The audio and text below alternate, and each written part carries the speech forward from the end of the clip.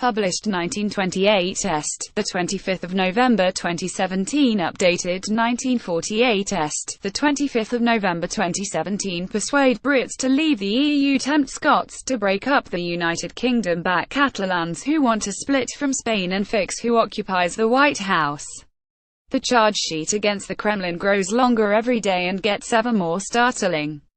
No wonder the Prime Minister has just labelled Russia a hostile state. Theresa May has accused Vladimir Putin of trying to weaponize information to undermine democracies and warned EU leaders that Moscow is trying to tear our collective strength apart. Theresa May has accused Vladimir Putin of trying to weaponize information in a bid to tear our collective strength apart. If she is right, there are many signs she is. It is a warning that we all need to pay heed to. This is not a threat which can be left to the politicians to deal with. It is something that the all-powerful and all too often unaccountable social media companies need to address. What's more, we as citizens must start to ask questions about where our news and information comes from, and what we should trust.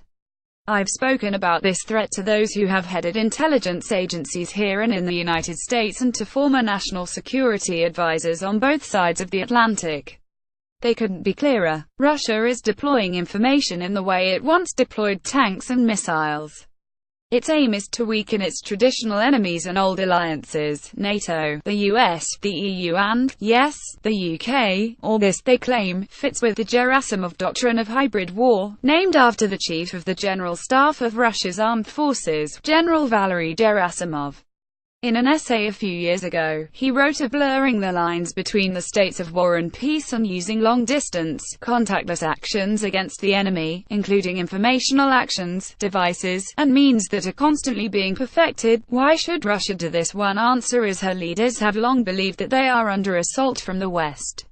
Another is because with an economy less than a tenth of the size of America, China or the EU, Moscow calculates it is the most efficient and effective way to flex its muscles. Russia spreads fake news via fake social media accounts and using fake amplifiers, cyber the systems that repeat and effectively turn up the volume of those messages. This is not about pushing particular brands of ideology, it's about affecting your everyday life. The aim is to spread division and discord, which is why Russian Twitter accounts kept tweeting about Brexit long after the result was in. It explains why accounts run from a Kremlin-linked operation tried to stir up anti-Islamic feeling during the Westminster Bridge terror attack in March in a bogus post claiming a Muslim woman ignored victims.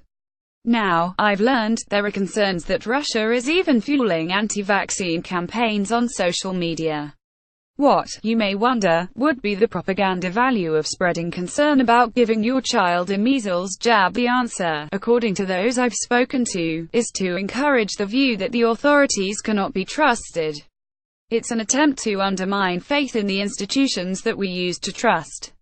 So let's be clear, this isn't just about politics or global power plays, it's something that can affect us all, even if news and politics bore us rigid.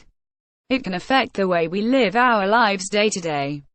To this end, it spreads fake news via fake social media accounts and using fake amplifiers, cyber systems that repeat and effectively turn up the volume of those messages.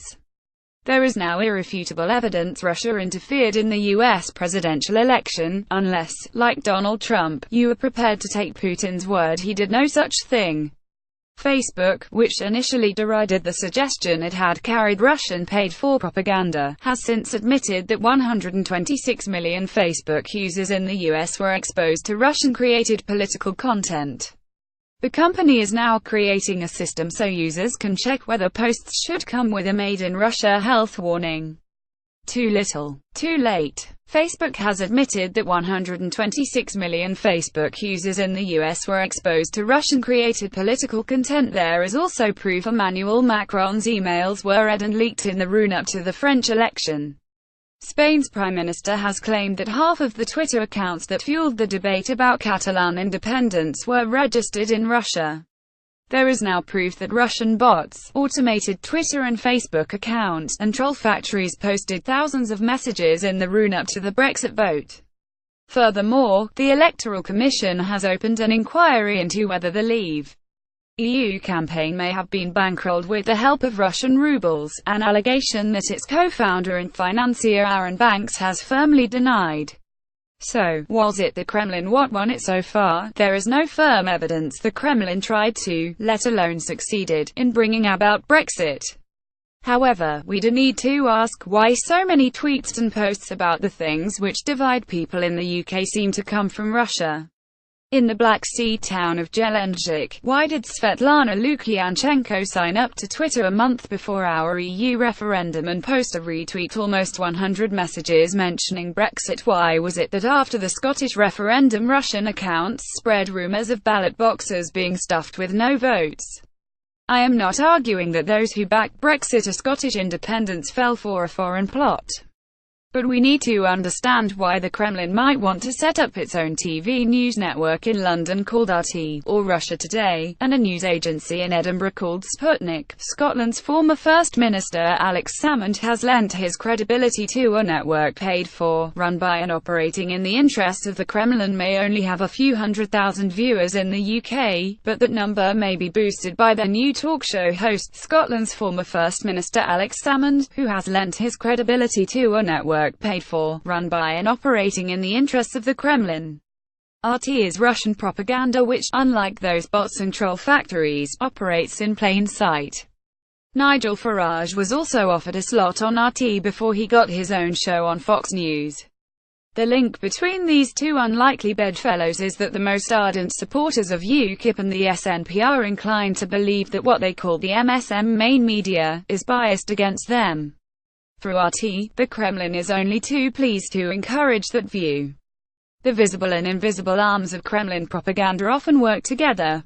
Soon after Malaysia Airlines flight MH17 was shot down over eastern Ukraine, killing 298 people, a fake tweet from a non-existent Spanish air traffic controller claimed it had been downed by a Ukrainian fighter jet. The post was retweeted by others and picked up by and promoted by RT. We now live in an age where a large proportion of people get their news from social media, and like or share what they read. News is, as a result, increasingly being reduced to a three-letter word, OMG, lol, WTF. If you can game the algorithms, it is all too easy to manipulate the emotions of a large part of the population. That's why we all need to wise up to what is going on, a state-sponsored effort to into our national conversation. It's why politicians, social media companies and we as citizens should do more to protect our democracy and freedoms.